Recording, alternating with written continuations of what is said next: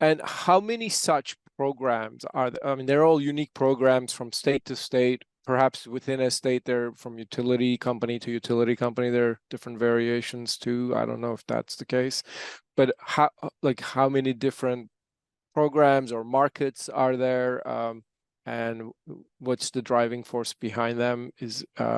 And how is that whole landscape evolving I think in the there are, U.S. market?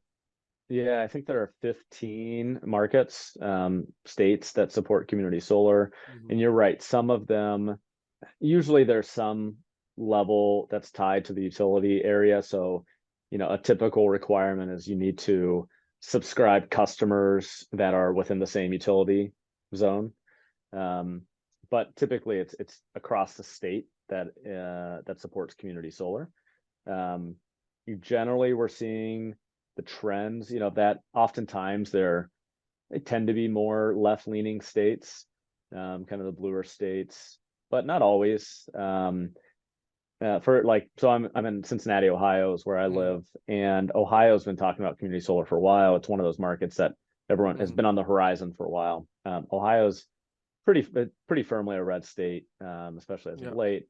But Ohio has bipartisan support for community solar. There's, Yeah. not everybody supports it, but generally because it's a great way for farmers and people with a lot of land, flat land, to monetize it and get more for it than they could Yeah. from just, simply farming the land. So, some of the states on the horizon that are Mhm. maybe up next. You've got Pennsylvania and Ohio that have kind of been sitting there for a while that have people keep hoping will be one of the next ones to fall. Yeah. Michigan seems to be getting some nice momentum. Wisconsin, so like some of the other Midwestern states Got it. seem to be ones that could be up and And what coming. are some of the other like strong states that have been traditionally really into community solar and have been strong markets for it? Yeah, some of the earlier Yeah. ones, like Minnesota was one of the earlier ones, and I think they've got close to a gigawatt of community solar projects that are installed Wow. now, and they're like 1 megawatts at a time, so Wow. smaller. And they've had, it's even been kind of constraining in terms of like what the subscription requirements are. I think historically it used to be, um, you can subscribe in that county that the project is in or a adjacent county, but Mhm. nothing else. And Right. so now I think Minnesota's just changed it. So if you're in the same utility, if you're in Excel territory, for example, Yeah. you can subscribe. So Minnesota is like one of the earlier ones, and they've been pretty steady. Today, I mean, I think SIA puts out some pretty good data on SIA and Wood Mackenzie on Mhm. the community solar market, and I think they estimate like 45% of the community solar in the U.S. is in New York. Wow. And I imagine there's a pretty good chunk in Illinois as well. I think those are Mhm. probably the two largest markets. Mhm. New York's been declining a little bit. We can go into like some of the challenges of community solar in a Mhm. second, but those are some of the bigger states that are out there. So New York and Illinois, and then some of the growing states are like New Jersey and Maryland. So Maryland had Mhm. this long pilot program for a number of years, and just last year they passed a program to make that permanent. And so there's been a lot of activity and Mhm. growth in the Maryland market, but it's still nowhere near as big as New York, for example, where there's a Got it. ton of good land, across the state. Any markets on the west side of the country? Well, we almost had California. Yeah. They passed some legislation, and I guess the CPUC just kind of came down claiming it was in violation of the consumer's best interest or something.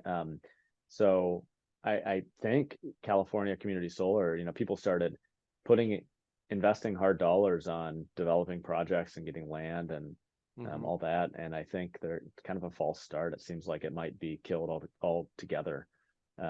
So it's California. Oregon, I think, has had a bit of a market. I'm not real Mhm. familiar with up there. Mhm. New Mexico actually has just some community solar. I think last year and this year are kind of the first years that they're getting going Mhm. to get like 100 megawatts a year. And how about Colorado? I think they've had some activity there as well. Yeah, I think Colorado is one of the earlier ones. Yeah. I don't think of them as a big state. I'm not too familiar with that market, to be honest. Yeah. I think it was more popular and can't give you a lot of specifics on that Yeah. program.